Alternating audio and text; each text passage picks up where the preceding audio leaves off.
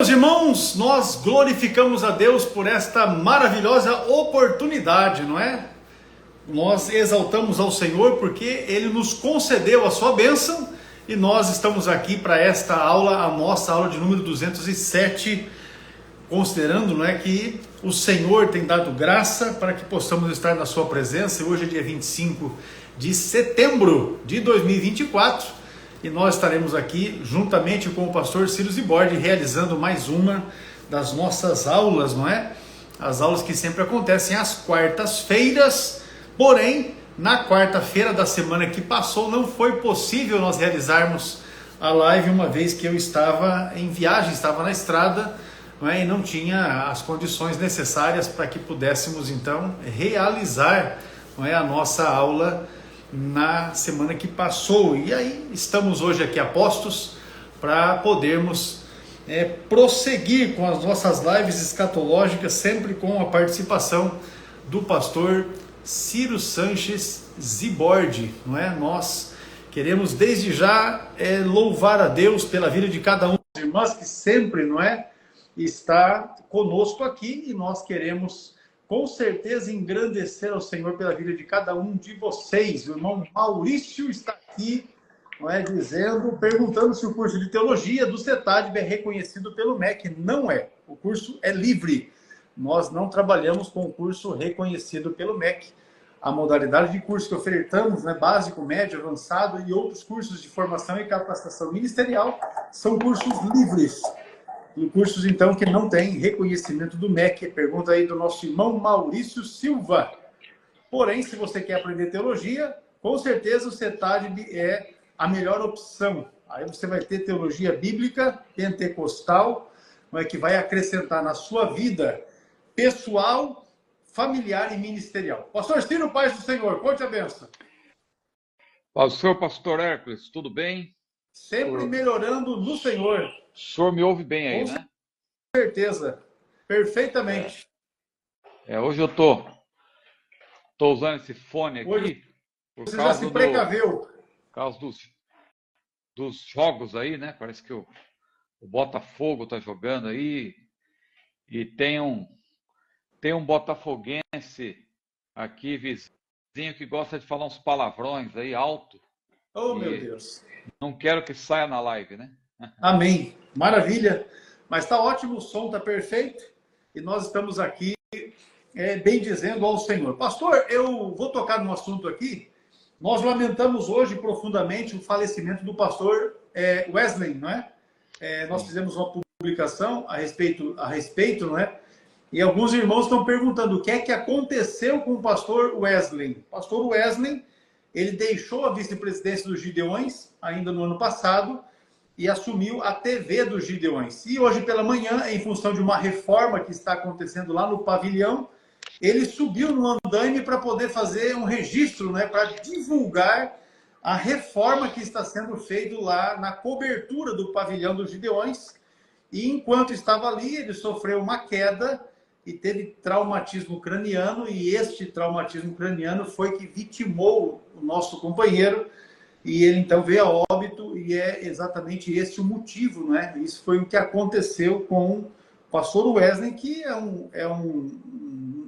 a gente conhece ele pelo empenho, pela dedicação dele no campo missionário com os Gideões, muitos anos trabalhando ao lado do pastor Cisino Bernardino, trabalhou também ao lado do pastor Reuel, e com a diretoria atual que está lá. Porém, no ano passado, ele deixou a vice-presidência do trabalho ali dos Gideões e estava à frente de uma congregação lá em Camboriú. E nós certamente lamentamos, não é, a perca de um servo de Deus valoroso que realizou muito para o crescimento, para a expansão da obra de Deus, agindo, atuando, né, no campo missionário, não só dentro do Brasil, como também fora do país. E aí? A sua percepção a respeito. É um pastor jovem, né? Apenas 50 anos. Ele é de 74, né? Tive a honra de conhecê-lo. Ele há alguns anos também teve um problema grave de saúde e nós oramos por ele, tudo, se recuperou, né? Graças a Deus naquela ocasião. Mas desta vez há coisas que realmente nós não conseguimos entender, né? Só vamos entender quando estivermos na glória, porque foi um acidente, né? Com certeza. Eu creio que ele tomou todos os cuidados ali, mas lamentavelmente parece que era ali onde ele estava cedeu, né? Isso. O telhado ali, né? E ali foi uma queda alta, parece que 10 metros de altura, né? Isso. Então, só temos a lamentar pela perda, mas está com o Senhor, né? E vamos orar pela família. Nossa querida irmã, fugiu o nome da esposa dele agora. Que Deus conforte, ele tem filhos pequenos também, e que ajude a nossa igreja lá, Assembleia de Deus em Camboriú, e a congregação que ele pastoreava, que Deus possa confortar os irmãos e que haja realmente aí um conforto que só pode vir mesmo da parte do Senhor. Não tem dúvida. Mas o importante é que nosso querido pastor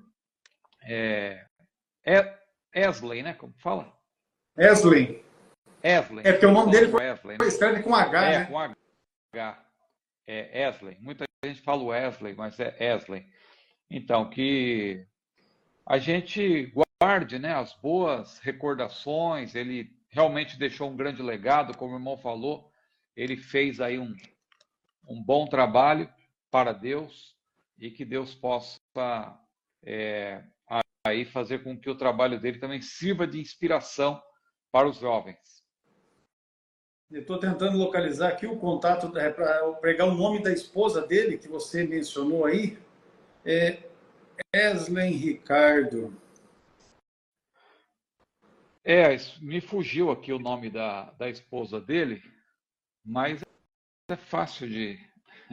Se o irmão quiser. Eu acabei não encontrando. Eu acabei encontrando porque no perfil dele no Instagram não tem o nome da esposa dele, né? Mas no Instagram é capaz que tem um post, porque há pouco tempo me parece que eles fizeram aniversário de casamento. Deixa eu verificar aqui, peraí. Me parece que acho que eu encontrei aqui, ó. É a irmã Fabrícia Santos. Fabrícia Santos é a esposa dele. Muito bem, isso aí. Psicóloga, né? Uma serva de Deus muito dedicada também. Aqui tem no dia... Agora, deixa eu só ver a data aqui. No dia 15 de setembro, né? 15 de setembro, eles fizeram um post aqui. Não sei se foi aniversário, alguma coisa. Talvez foi só um post mesmo para falar da esposa. Tem uma foto muito bonita aqui com ela e ele coloca assim: a vida é feita de momentos, né? Te amo, meu amor, e coloca o nome dela. É uma foto muito bonita, os dois sorrindo aqui. Então, a nossa querida irmã Fabrícia, receba aí as nossas condolências, né? Só Deus mesmo que pode confortá-la nesse momento. As nossas palavras, por mais bonitas que pudessem ser, não confortariam. Mas a palavra do Senhor diz, né, que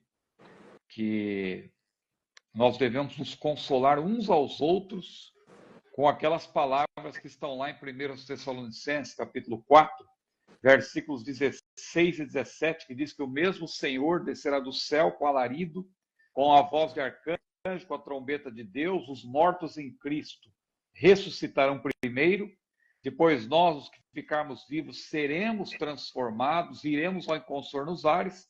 E aí Paulo então conclui dizendo no versículo 18: consolai-vos uns aos outros com estas palavras. Muito bem, então é isso aí, fazendo esse registro, né, na nossa live de hoje.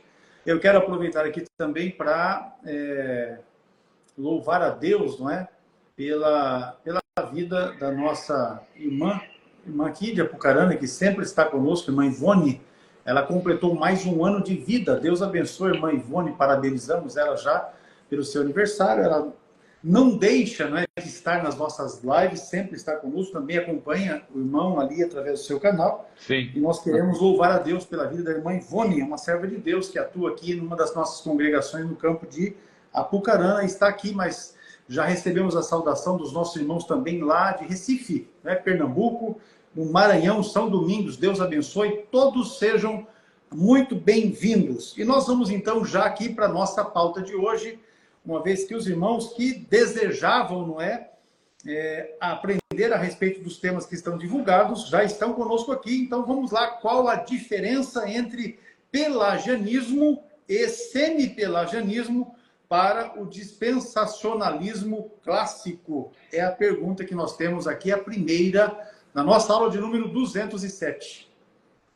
Meus parabéns, irmã Ivone, que Deus cumule a sua vida de bênçãos. Então, pastor Ex, é uma pergunta bem abrangente, né? A diferença entre pelagianismo e semi-pelagianismo já seria uma pergunta que precisaria aí de uma boa explicação, mas o nosso irmão também faz uma correlação com o dispensacionalismo clássico. A priori, a impressão que temos é que não há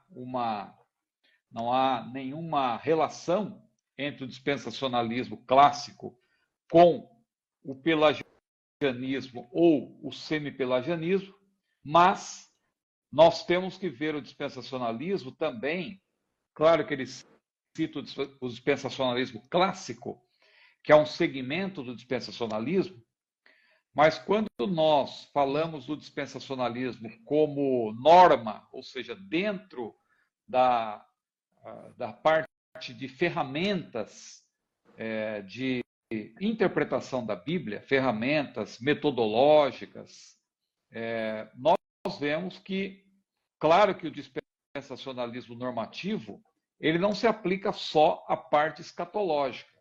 Então, eu creio que nós podemos aí fazer também uma relação entre o dispensacionalismo normativo e a doutrina da salvação, porque o pelagianismo e o semi-pelagianismo são desvios da soteriologia, que é a doutrina da salvação. Bom, então só para darmos uma explicação rápida aqui, quando nós falamos de dispensacionalismo clássico, é importante nós dizermos, só colocar aqui, é importante nós dizermos que o dispensacionalismo clássico é um segmento formado por teólogos, claro, que são pré-tribulacionistas, que defendem, do ponto de vista escatológico, o arrebatamento da igreja antes do período tribulacional. Todos eles, evidentemente, assim como outros segmentos também do dispensacionalismo, nós poderíamos citar aqui o dispensacionalismo revisado e o próprio dispensacionalismo assembleiano, que nós já explicamos aqui. Eu penso que nós poderíamos chamar também a nossa escola, a escola assembleiana, de dispensacionalismo assembleiano, até porque nós temos a nossa doutrina no campo escatológico, ela tem algumas particularidades que fazem do nosso dispensacionalismo um dispensacionalismo que se destaca e que se desprende até do chamado dispensacionalismo clássico, cuja maioria dos seus adeptos não tem a mesma perspectiva pentecostal. Muita gente até resiste ao dispensacionalismo por conta disso. Outro dia até um irmão me perguntou, mas como que a Assembleia de Deus ela é dispensacionalista, se os dispensacionalistas, muitos deles, são cessacionistas? Então, eu até expliquei para aquele irmão que a questão toda não é no que tange nós não abraçamos, totalmente as posições do dispensacionalismo clássico, né? Nós abraçamos, na verdade, o dispensacionalismo normativo, que tem três pilares, que é a revelação progressiva da Bíblia, tendo como aquele ponto conciliador, aquele fator, né, unificador, a glória de Deus. Então, nós cremos na revelação progressiva, tendo o fator unificador, a glória de Deus. Nós cremos na separação radical entre a igreja e Israel, e nós também adotamos uma maneira de interpretar a Bíblia consistente, de Gênesis a Apocalipse. Nós adotamos o chamado método histórico-gramatical de Gênesis a Apocalipse. Por isso que nós chamamos de uma interpretação literal / retórica consistente, porque o próprio texto, o seu sentido, ele se impõe pelo contexto. Não somos nós que vamos determinar qual é o sentido de um texto, como acontece, por exemplo, em outras escolas, né? Como a escola aliancista, que se contrapõe à dispensacionalista, que muitas vezes alegoriza ou espiritualiza determinados textos a bel prazer. Nós já demos aqui alguns exemplos nesse sentido. Bom, tendo feito essas considerações sobre o dispensacionalismo, então lembrando que há vários segmentos do dispensacionalismo, ou seja, grupos de teólogos que se identificam com o dispensacionalismo, e aí você tem os primeiros, que são os dispensacionalistas clássicos, depois você tem os dispensacionalistas revisados, que tentaram fazer assim um refinamento do dispensacionalismo. Aí surge também, ao longo da história, o chamado dispensacionalismo progressivo, que tem pouco de dispensacionalismo e muito mais de aliancismo, né? Eu até não considero o dispensacionalismo progressivo como uma escola dispensacionalista. E nós podemos chamar o nosso segmento assembleiano de dispensacionalismo assembleiano. Agora, o importante é que todos esses segmentos, eles têm uma coisa em comum, porque eles podem ter doutrinas diferentes no campo do pentecostalismo e talvez até alguma coisa levemente diferente no campo soteriológico. Por exemplo, tem dispensacionalistas que são calvinistas. Há dispensacionalistas calvinistas. Com certeza. Então, há divergências entre esses segmentos, mas o que eles têm em comum é adotar esse tripé que eu mencionei, que é o chamado dispensacionalismo normativo, que aí nós estamos falando de um sistema hermenêutico de interpretação, ou seja, nós estamos falando de pressupostos para interpretar a Bíblia. Então, o dispensacionalista que se preza, seja ele clássico, seja ele revisado, ou seja um assembleiano como nós, quando ele vai interpretar a Bíblia, ele tem em mente o quê? Que na Bíblia há uma separação, essa separação se impõe, não fomos nós que inventamos, há de fato uma separação entre Israel e igreja.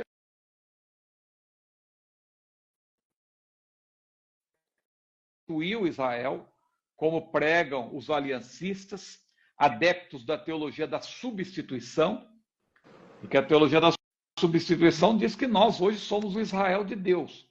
Por isso que eles demonstram até um certo desprezo para com o povo de Israel e para com a terra de Israel, muitas vezes. Como que dizendo que tudo isso que aconteceu ao longo dos séculos é mera coincidência. Veja que Israel não sofreu a lei da mortalidade dos povos, Deus preservou Israel até os dias de hoje, Israel conseguiu reorganizar-se como nação em 1948, o Estado de Israel. Israel vive sendo atacado por todos os lados e Deus tem preservado Israel. Isso é uma amostra, é uma demonstração de que Deus vai cumprir o que ele prometeu a Israel. E claro, no milênio, nós cremos que o milênio vai ocorrer conforme a Bíblia, e é literal, 1000 anos, nós cremos que Israel vai ocupar todo o território que Deus prometeu a chamada terra prometida. Bom, rapidamente aqui, pastor Ecos, que eu já estou tomando bastante tempo nessa resposta, mas só para citar, então, que o pelagianismo, a pergunta do nosso irmão, ela foi bem ampla, né? A diferença entre pelagianismo e semi-pelagianismo para o dispensacionalismo clássico, né? Então, só explicando, o dispensacionalismo clássico é um segmento que pode ter teólogos que são arminianos, de linha arminiana, ou teólogos que são de linha calvinista. Posso até citar exemplo, que o John MacArthur, por exemplo, é um dispensacionalista calvinista. Ao mesmo passo, você tem também o John Alford e tantos outros que eram calvinistas. Agora, já estão gritando aí. Ainda bem que eu estou com o fone. Mas no caso do dispensacionalismo, no caso do pelagianismo e do semi-pelagianismo, são desvios. No caso do pelagianismo, é uma heresia, nós podemos dizer, assim, com todas as letras. E o semi-pelagianismo, eu creio que está quase lá também. É uma posição heterodoxa que muitas vezes é falsamente atribuída ao arminianismo. Não tem nada a ver com o arminianismo. Nós, como pentecostais também, assembleianos, temos um alinhamento com a herança armínio-wesleyana. Então, nós podemos dizer que somos arminianos, somos wesleyanos, no que tange a doutrina da salvação. Não somos calvinistas. Já explicamos isso aqui em outras ocasiões. Agora, o pelagianismo, só para citar aqui um histórico rapidamente, ele surgiu com um teólogo do quarto, que viveu entre o quarto século e o quinto século, chamado Pelágio de Bretanha. Ele era de Bretanha, ele era um monge que escreveu sobre o pecado, sobre o livre-arbítrio, sobre a graça, e ele negou que o pecado original, ele negou a existência do pecado original e elevou as habilidades humanas. Por isso ele foi contestado duramente por outro teólogo, que também tem os seus desvios, Agostinho de Hipona. Então, Agostinho de Hipona, ele se contrapôs a Pelágio, porque Pelágio estava defendendo nada mais, nada menos que a salvação pelas obras, já que ele dizia que ele negava, na verdade, o pecado original e elevava as habilidades humanas. Então, algumas das heresias de Pelágio foram as seguintes. Ele negou o pecado original, como eu já disse, o homem nasce sem a mancha do pecado original herdado de Adão. Ele negou que a graça seja essencial para a salvação. Ele defendeu que o homem, por meio do livre-arbítrio, é totalmente responsável por sua salvação. Então, veja que absurdo. Ele inverte a ordem, porque a salvação ela é inteiramente pela graça sois salvos. E o Pelágio, ele defendia que não. O homem, pela sua própria... pelo seu próprio esforço, ele pode obter a salvação. O semi-pelagianismo surgiu, na verdade, da tentativa de se fazer uma síntese entre o que falava Pelágio e o que falava o Agostinho. Então surgiu o semi-pelagianismo e também o semi-agostinianismo, sendo que o semi-agostinianismo pendia mais para o que Agostinho falava, enquanto que o semi-pelagianismo ele pendia mais para o pelagianismo. Mas não deixa de ser uma tentativa mal sucedida de síntese, porque também continua sendo uma posição heterodoxa. Então, o semi-pelagianismo ele surge a partir da controvérsia de Pelágio e Agostinho. Um teólogo chamado João Cassiano, que também viveu entre o fim do século IV e o início do século V, ele tentou construir essa ponte entre Pelágio e Agostinho. Quis ali apaziguar os ânimos, tentou ali ficar em cima do muro, tentar mostrar que havia acertos nas duas posições, e ele defendeu a eleição incondicional, tendo por base o fato de que os descendentes de Adão nascem espiritualmente mortos e culpados da culpa de Adão.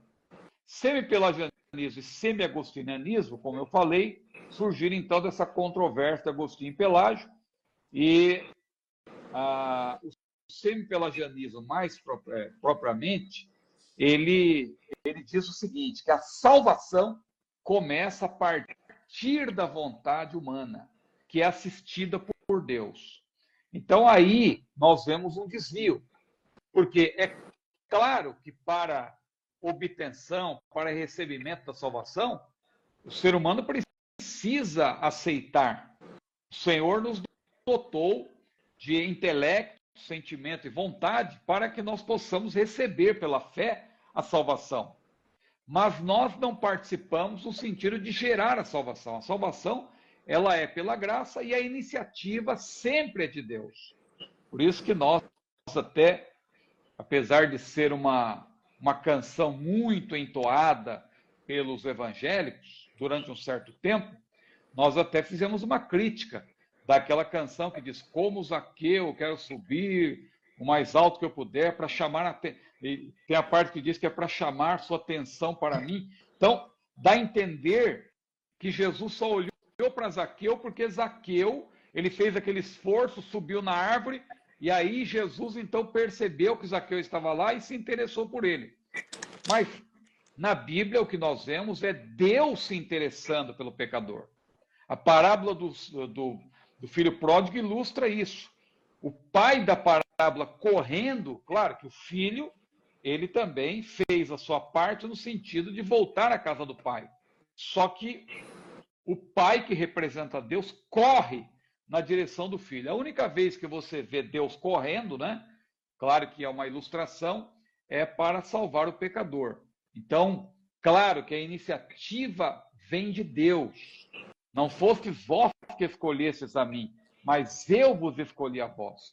É evidente que ele escolhe, ele chama, o Espírito Santo capacita com a sua graça, que é chamada de graça preveniente, porque Jesus falou, quando ele vier, referindo-se ao Espírito Santo, convencerá o mundo do pecado, da justiça e do juízo, do pecado porque não crê em mim, da justiça porque vou para o meu Pai e não me vereis mais, e do juízo porque já o príncipe desse mundo está julgado. Claro que o Espírito Santo convence o pecador, mas a graça preveniente, como nós falamos, não é uma graça coercitiva. É uma graça que, na verdade, insiste com o pecador, capacita o pecador para ele render-se a Cristo, mas não é uma graça irresistível.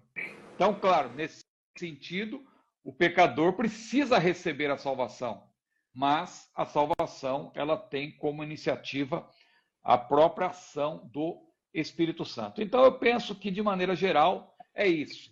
O pelagianismo é uma heresia mais declarada, porque prega claramente a salvação pelas obras, e o semi-pelagianismo, ele também acaba sendo um desvio, porque ele diz que o pecador que toma a iniciativa, claro, o pecador ele tem que fazer algo para receber a salvação, mas no caso da salvação, a iniciativa sempre é de Deus, é sempre Deus que vai buscar o pecador e vai convencê-lo e vai revelar-lhe o seu plano salvífico, e cabe ao ser humano, ao ser exposto a esse plano glorioso, receber ou não a gloriosa salvação. Deus não impõe, né? É bom que se diga isso, a salvação ela não é imposta, ela é sempre proposta. Maravilha, meu pastor. Olha, a primeira epístola de João, capítulo 3, diz exatamente isso. Nós o amamos porque ele nos amou primeiro. Exatamente porque ele nos amou primeiro é que nós, então, em algum momento da nossa vida, desejamos, não é? Desejamos sermos contemplados com essa tão gloriosa salvação. Pois bem, meu pastor, a segunda questão que nós temos aqui na nossa pauta para hoje faz relação com o pecado. Quem pecou foi Eva ou os anjos que iniciaram o pecado? Então, é uma pergunta. Tá bom o som, hein? Tá bom, tá jóia, tá ótimo. Tirei que esse negócio tá me atrapalhando também. Não, tá jóia. Eu estava ouvindo bem o irmão, mas eu não estava me ouvindo, né? Acho que é por causa da live. Entendi. A live atrapalha. Ele Não não dá o consegue, retorno, né? Não dá o não dá o retorno. retorno, né? Aí fica difícil. Então, veja, quem pecou, Eva ou os anjos? No sentido do pecado original, né? É o primeiro, né? É essa a pergunta, né? Então, são duas coisas diferentes, né? A origem do pecado, no sentido geral, claro, tem a ver com a queda de Lúcifer. Antes que alguém reclame que eu estou usando o termo Lúcifer, é o termo que vem do latim. Não está no texto hebraico, mas é um termo. Hoje em dia tem pessoas que são puristas no que tange essa questão dos nomes, não querem nem mais que nós digamos o nome Jesus, sem falar o nome de acordo com o grego ou no hebraico. Veja, Jesus é o nome do Salvador em língua portuguesa. Então, não há nenhum problema em nós usarmos. No caso de Lúcifer, aquele que traz luz, que vem do latim, é uma referência lá a Isaías capítulo 14, porque ali fala da estrela da alva e tal, uma referência ao inimigo antes da sua queda. Ah, mas ali também fala do rei, não é bem o diabo, Isaías 14 não fala do diabo, e também Ezequiel 28. Exatamente, não fala de maneira direta, mas aqueles reis estavam tão alinhados com Satanás que Deus utilizou o exemplo daqueles reis para revelar ao profeta Ezequiel e a nós, evidentemente, a queda de Satanás, a queda desse anjo de luz, não é? O Lúcifer que se tornou Satanás, se tornou o diabo. E isso fica claro em conexão com o texto de Apocalipse 12. Quando nós lemos o Apocalipse 12, ali você vê a revelação de que Lúcifer, vamos dizer assim, aquele anjo de luz, aquele querubim ungido, como diz Ezequiel, ele se rebelou contra Deus em algum lugar, não na terra e nem no céu, porque claro que a Bíblia diz que por um homem entrou o pecado no mundo. Então, perceba o detalhe que o pecado entra no mundo através do ser humano. Claro que por conta da tentação do inimigo. Mas onde que estava o diabo naquele momento? Eu arrisco dizer que ele estava onde ele se encontra hoje no sentido do seu reino, né? Porque o diabo ele não reina na terra. Ele também não está onde Deus está. E a gente até cantamos que no céu não entra pecado.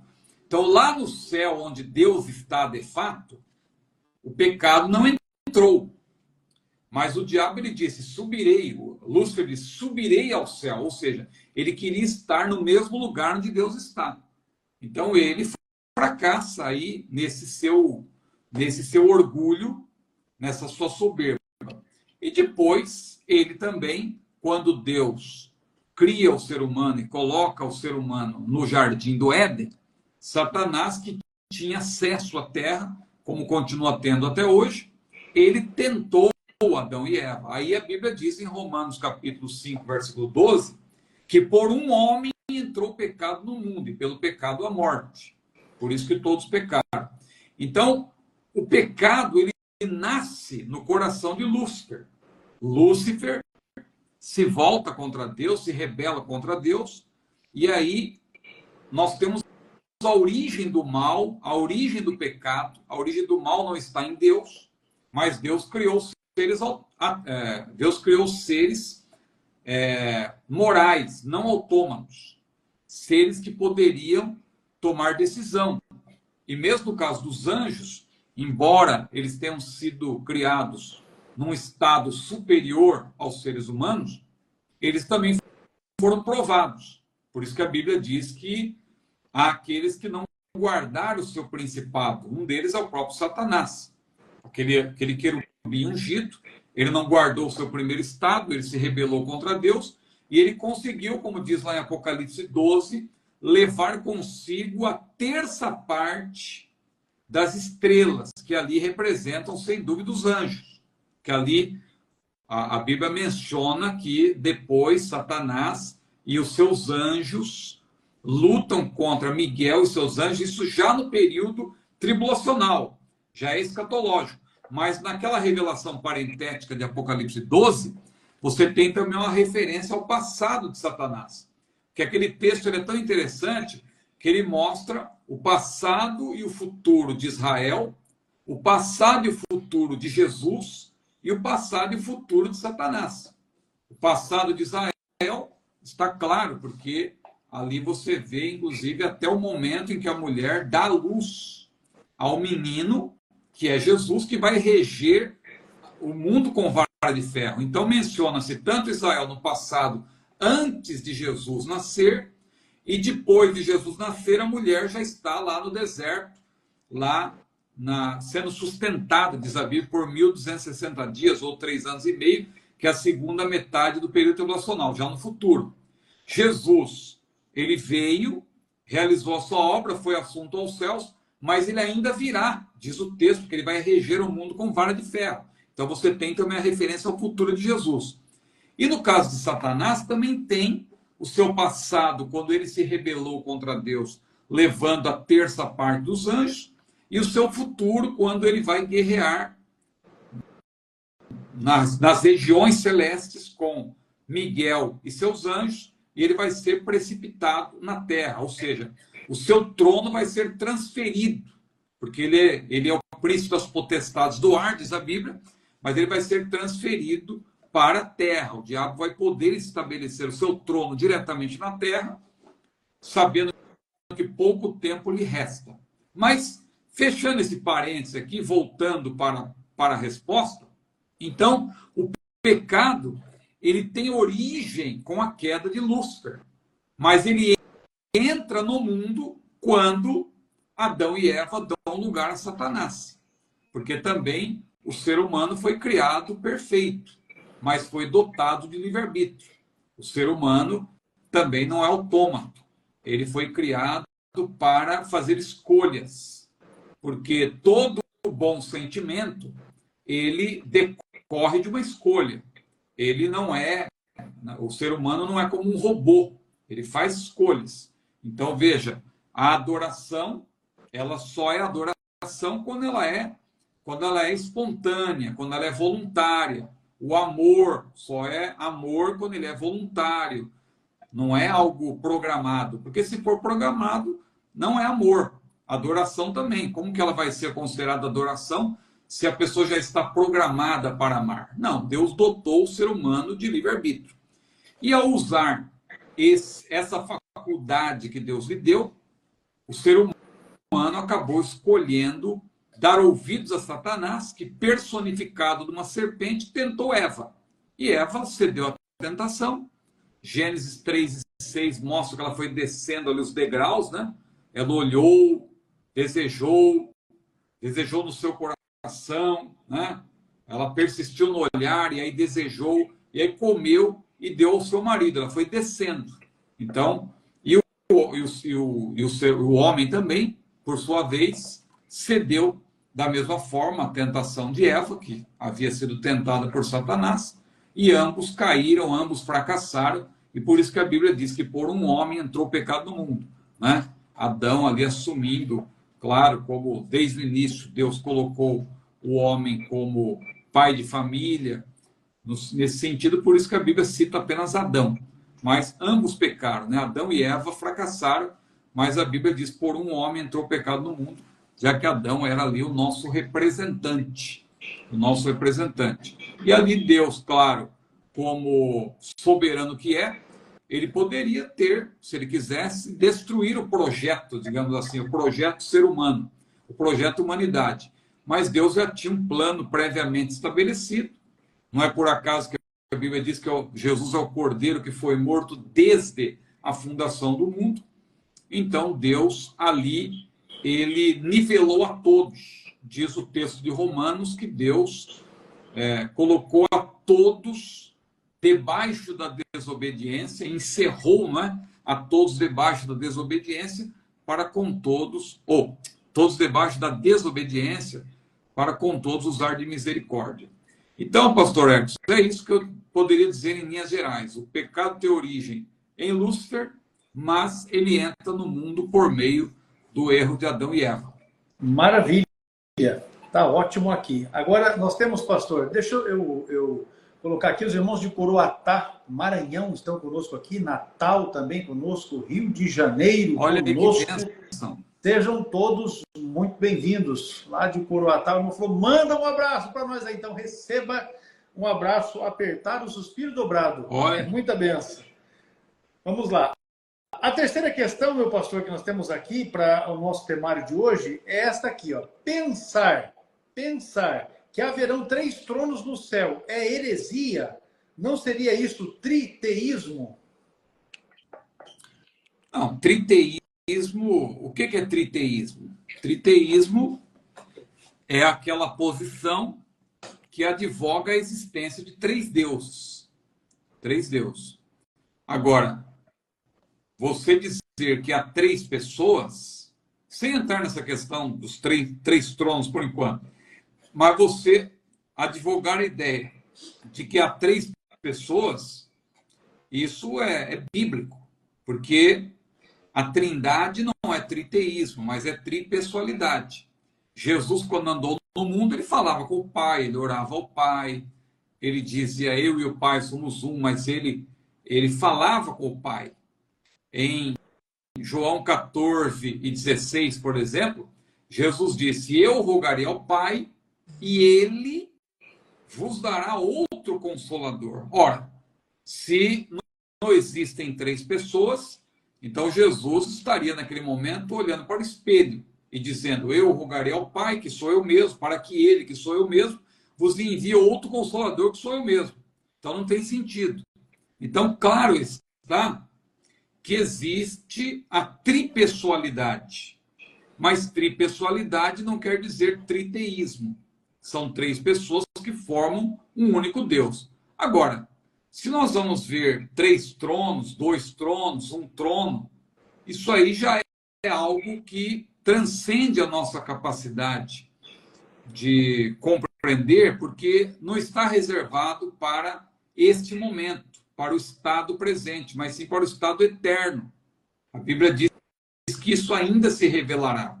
Por outro lado, nós sabemos que quem senta no trono é quem reina. E Jesus também é rei. Não é? Veja que Paulo mesmo falou que Jesus está assentado à destra de Deus, à direita de Deus. Ora, Jesus não está sentado no chão. Jesus está sentado onde? Ele só pode estar assentado no trono, juntamente com o Pai. Até mesmo a igreja, a Bíblia diz que se assentará em tronos. Né? Jesus, inclusive, ele falou assim, aquele que vencer se assentará comigo no meu trono. Ou seja, Jesus tem um trono. Ou seja, nós vamos nos assentar com ele. Ou seja, vamos ter também tronos, por assim dizer, juntamente com ele. Então, Jesus, ele se assenta em trono. O Pai, claramente, a gente lê Apocalipse capítulo 5, a gente já vê que o Pai está sentado no trono. E Jesus recebe o livro da mão daquele que está sentado no trono. E Jesus estava à destra daquele que está sentado no trono. Então, claramente, a Bíblia menciona já 2 tronos. A gente só não encontra realmente, de fato, uma referência explícita para o trono do Espírito Santo. Então, vamos esperar, vamos aguardar, mas independentemente de haver 1 trono, 2 tronos ou 3 tronos, nós sabemos que a doutrina da Trindade ela prevalece. São 3 pessoas formando um único Deus. Isso não depõe contra a doutrina da Trindade. E Trindade é triunidade. Não tem nada que ver com triteísmo. Trindade não é triteísmo. Trindade é tripessoalidade. São 3 pessoas que formam um único Deus. Maravilha, meu pastor. Tá ótimo essa questão aí que envolve o triteísmo, né, e tripessoalidade. A próxima questão que nós temos aqui, deixa eu só fazer uma constatação aqui, para mim não errar. O pastor Rivelino já está com a gente aí, São José dos Campos, né? Olha aí que benção. Maravilha! Sejam bem-vindos todos os irmãos. Quarta questão, meu pastor, do nosso temário de hoje é esta aqui, ó. Estamos em qual das semanas que Daniel fala? Daniel capítulo 9. Então, em Daniel capítulo 9, versículos 24 a 27, nós já, por várias vezes aqui, respondemos questões sobre essa passagem. Talvez seja interessante até, se o irmão puder ler para nós, Daniel 9, 24 a 27, a gente pode tentar fazer um resumo aqui, em 10 ou 12 minutos no máximo. Daniel 9, 24 a 27. Está na mão, vamos lá.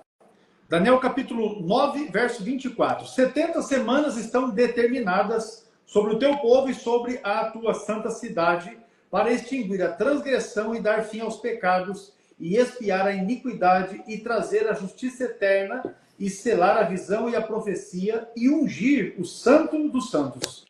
Sabe e entende, desde a saída da ordem para restaurar e para edificar Jerusalém, até o Messias, o príncipe, 7 semanas e 62 semanas, as ruas e as tranqueiras se reedificarão, mas em tempos angustiosos.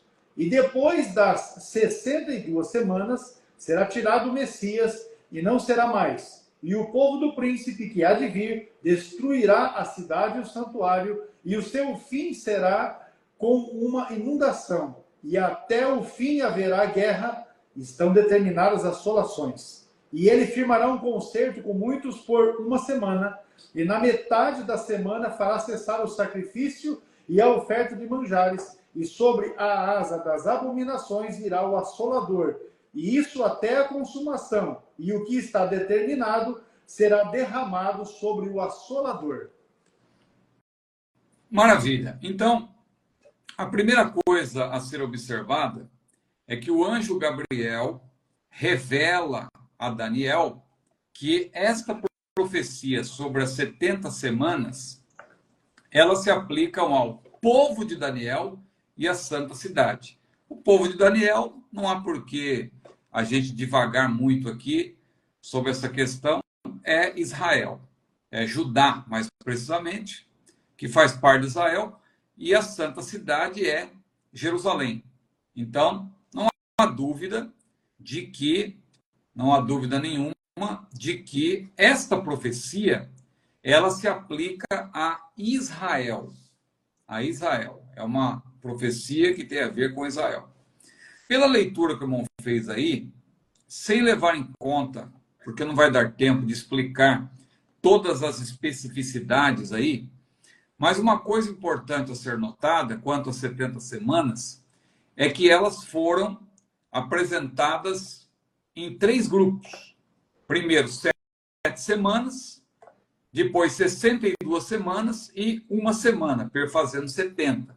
Por que já não se apresentou logo de uma vez? São 70 e apresentou a contagem. E se fez, o anjo fez questão de apresentar esses 3 grupos. Porque há alguns aspectos que precisam ser levados em consideração. Então é importante notar que 70 semanas é uma referência, claro, a semanas de anos, porque elas precisam, pelo menos até o fim da 69ª semana, ela tem que ir até o Messias, até o príncipe, que vai ser morto. E Jesus, ele morre ali por volta do ano 33, depois de Cristo. Então, contando aí, a partir do que a profecia diz, que nós interpretamos que é a partir, claro, da ordem de Artaxerxes, que ocorre no ano 445. Então, quais são, até chegar em Cristo, né? Para perfazer os 483 anos, claro, não podem ser ali semanas de dias, ou seja, 490 dias. São, na verdade, 490 anos. Porque aí no original, esse termo semana, ou 7 semanas, são 7 setes, né? 70 setes, perdão. Porque esses sete eles podem se aplicar tanto a dias como a anos. Depende do contexto. Você vê lá em Levítico, não dá tempo de ler agora, mas em Levítico 25, versículo 8, você vê uma referência às semanas de anos. Semanas de anos. Ou seja, hoje nós utilizamos o termo semana só para semanas de dias. Mas no texto hebraico você encontra também uma referência à semana de anos. Até porque diz aí que o príncipe com P minúsculo, que é o anticristo, ele vai fazer um concerto, um acordo com muitos por uma semana. Claro que se alguém está fazendo um acordo com nações, é evidente que não vai ser um acordo de poucos dias, apenas uma semana. Aí é uma referência a pelo menos 7 anos. Bom, então veja, o primeiro período aí, então, tem 7 semanas, que são 49 anos. Vai dar ordem para restaurar e edificar Jerusalém até a conclusão desta obra. Como se sabe, eu até vou aqui ser objetivo, porque não dá tempo de explicar de maneira mais longa, não é? Tal ordem, muito possivelmente, refere-se ao decreto de Artaxerxes, ocorrido no mês de Nisan, no 20º ano do seu reinado, conforme Neemias, capítulo 2, versículos 1 a 8, e de acordo com a história, isso ocorreu cerca de 400 anos antes do nascimento de Jesus, em 445 a.C. Aí o segundo período é de 62 semanas, ou seja, 434 anos, devendo ser contado desde a edificação de Jerusalém até o Messias. O irmão leu aí a profecia, até o Messias, o príncipe, que será tirado ou será morto. Em seguida, o povo do príncipe, que há de vir, não é o mesmo príncipe, tem 2 príncipes aí. O príncipe com P maiúsculo, que é o Messias. Claro que isso não está no original, porque o original é hebraico. Mas na língua portuguesa, os tradutores sabiamente colocaram P maiúsculo e P minúsculo, porque o primeiro príncipe, sem dúvida nenhuma, é o Messias, é Cristo. E o segundo príncipe é o anticristo.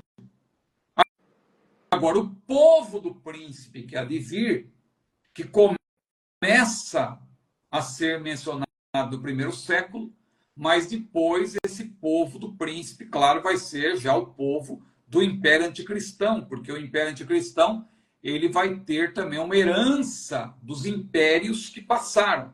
O Império Babilônio, o Império Medo-Persa, o Império Grego e o Império Romano, representado ali pelas partes daquela estátua que Daniel vê. Cabeça de ouro, peito e braços de prata, ventre e coxas de cobre e pernas de ferro. As pernas representando Roma, e que depois, quando chega aos pés, com seus 10 dedos, em parte ferro e em parte barro. Por quê?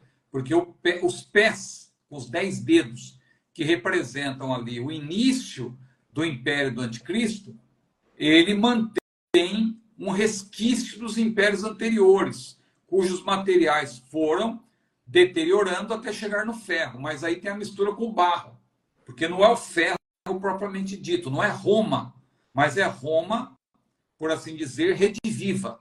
Ou seja, é a herança romana que influenciou a sociedade atual. Por isso nós falamos de uma civilização greco-romana, de uma herança greco-romana, porque também os romanos mantiveram muita coisa dos gregos, que por sua vez também tinham recebido uma herança do Império Medo-Persa e que por sua vez também recebeu uma herança do Império Babilônio. Então, tudo isso, na verdade, fará parte do Império do Anticristo. Por isso que a profecia fala o povo do príncipe que há de vir. Porque essa destruição do templo, ela ocorre no ano 70, mas como uma amostra.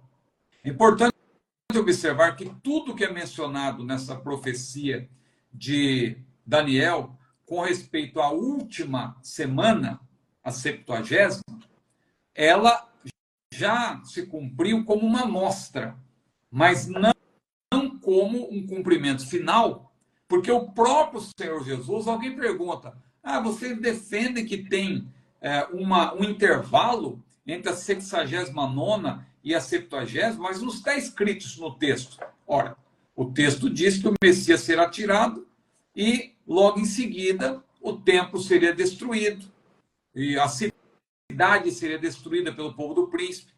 Isso não aconteceu logo em seguida. E isso vai acontecer na 70ª semana, que evidentemente foi suspensa, porque diz respeito a Israel.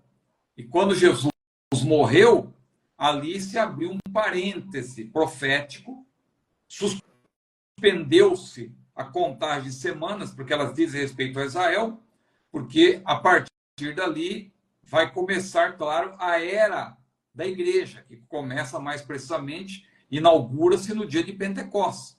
Então, a era da igreja, ela é um lapso temporal, é um intervalo parentético, é um parêntese que se abre dentro do tempo dos gentios. O tempo dos gentios, claro, ele já começa antes, mas a era da igreja começa a partir do dia de Pentecostes. E essa era da igreja, ela vai durar até o arrebatamento da igreja, que põe fim à era da igreja. Quando houver o arrebatamento da igreja, claro, essa semana última vai se cumprir, que ela diz respeito a Israel, ao povo de Daniel e à santa cidade que é Jerusalém.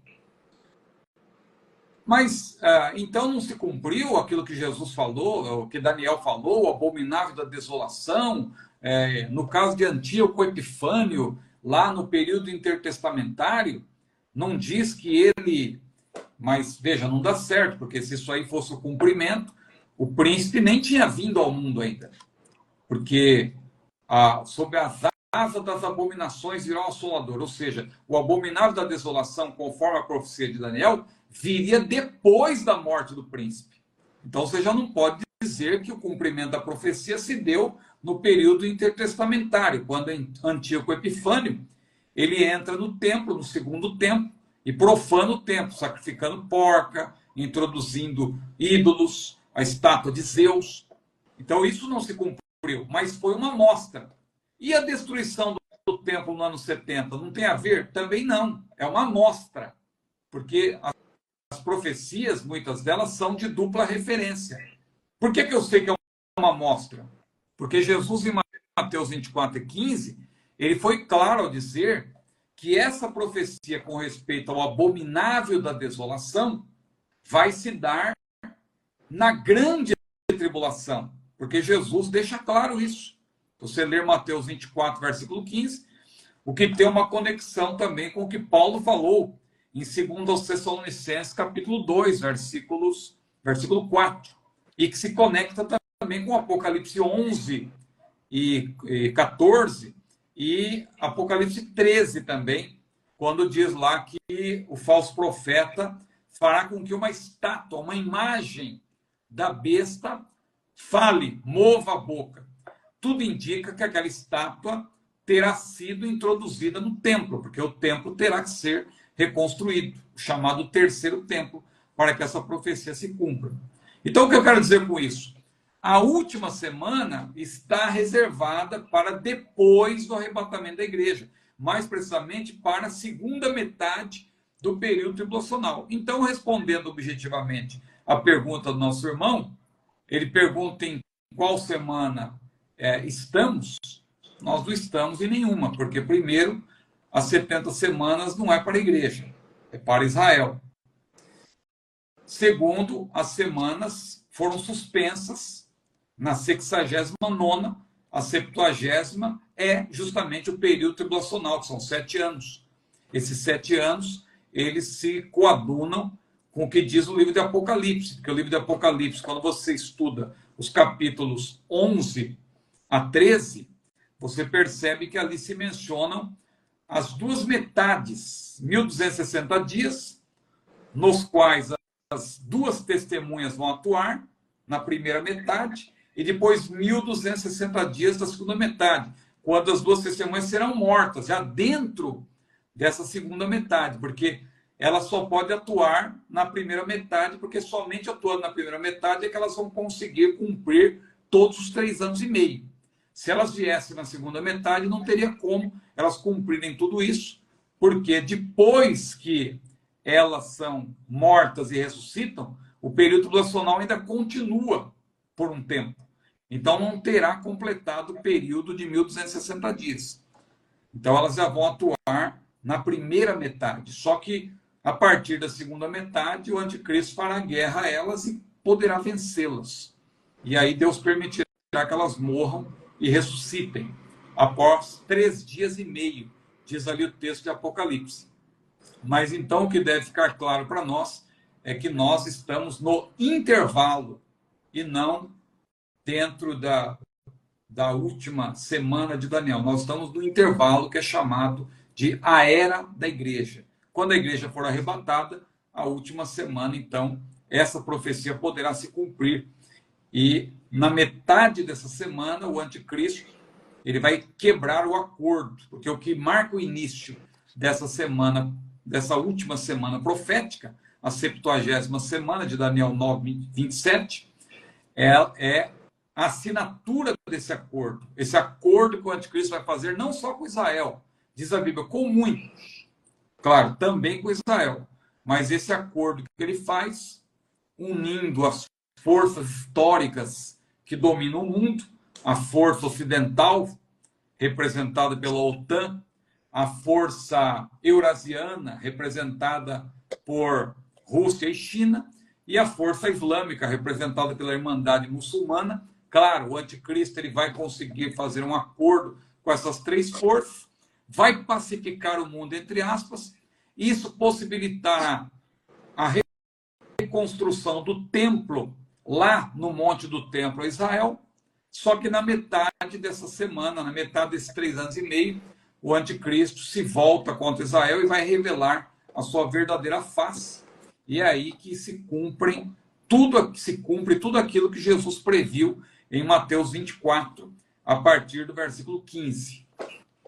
Maravilha, meu pastor. Está aí esclarecido. Nós estamos no hiato. Vivemos no hiato aí das semanas de Daniel, lá de capítulo 9. Eu quero aqui cumprimentar os nossos irmãos que se apresentaram aqui do Rio de Janeiro e também de Catanduva, São Paulo. Sejam muito bem-vindos. Deus continue abençoando a vida de cada um dos irmãos.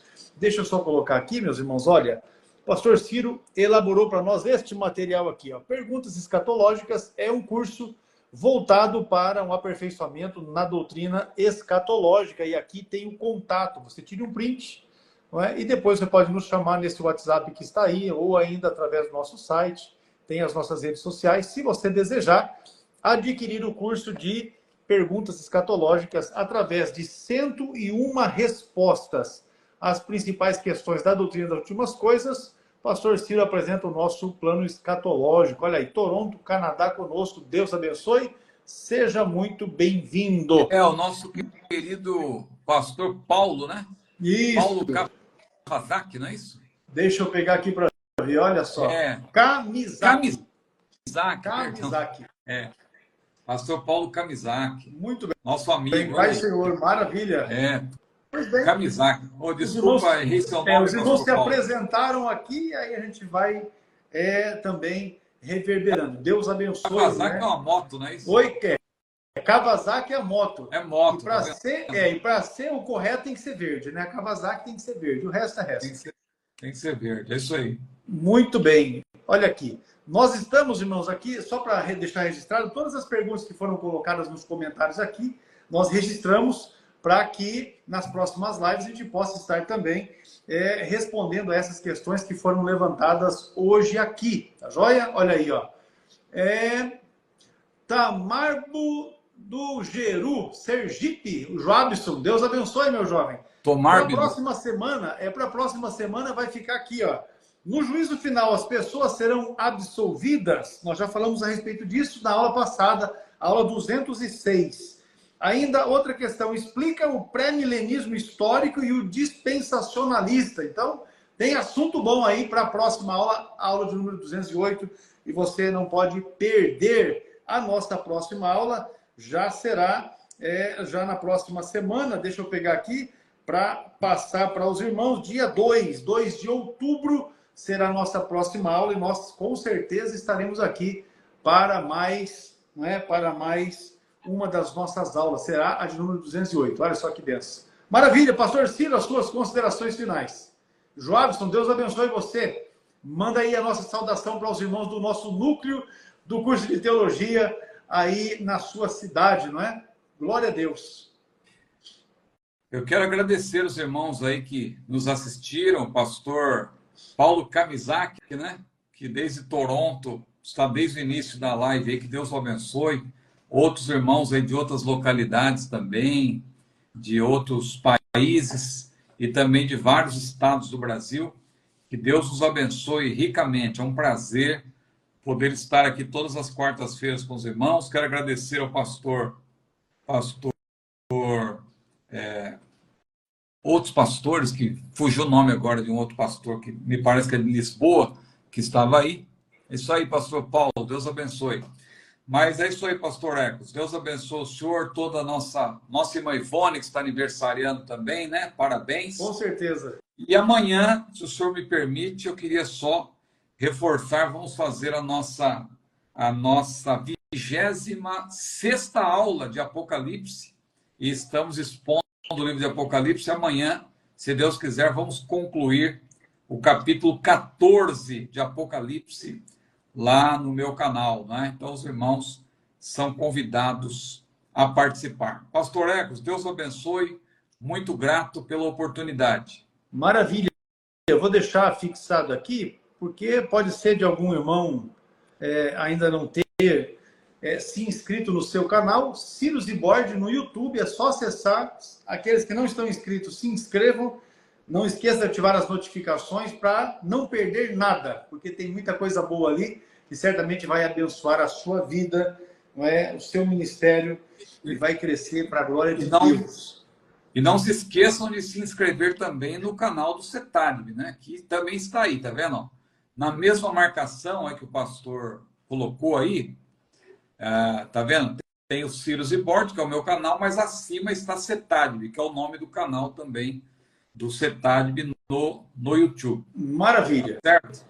Aos irmãos que estão conosco, Deus abençoe vocês. Aqueles que chegaram desde o início e estão até aqui, o Senhor abençoe a vida de cada um de vocês. Aqueles que chegaram já no andamento, aproveitem também as próximas aulas. Estas aulas ficam gravadas aqui no nosso perfil no Instagram, mas também amanhã ela já vai ser disponibilizada lá no nosso canal no YouTube, até porque nós temos vários alunos, que são alunos do curso de teologia, que não possuem perfil no Instagram, então eles ficam naquela expectativa de ser liberado lá no YouTube para eles poderem assistir. Nós já colocamos à disposição também lá no nosso canal o conteúdo dessa aula. É sempre no dia útil seguinte a gente faz isso. Mas uma satisfação a cada um de vocês. O Senhor vos abençoe e até a próxima quarta-feira, em nome de Jesus, se Deus quiser e Ele quer. Amém? Até lá!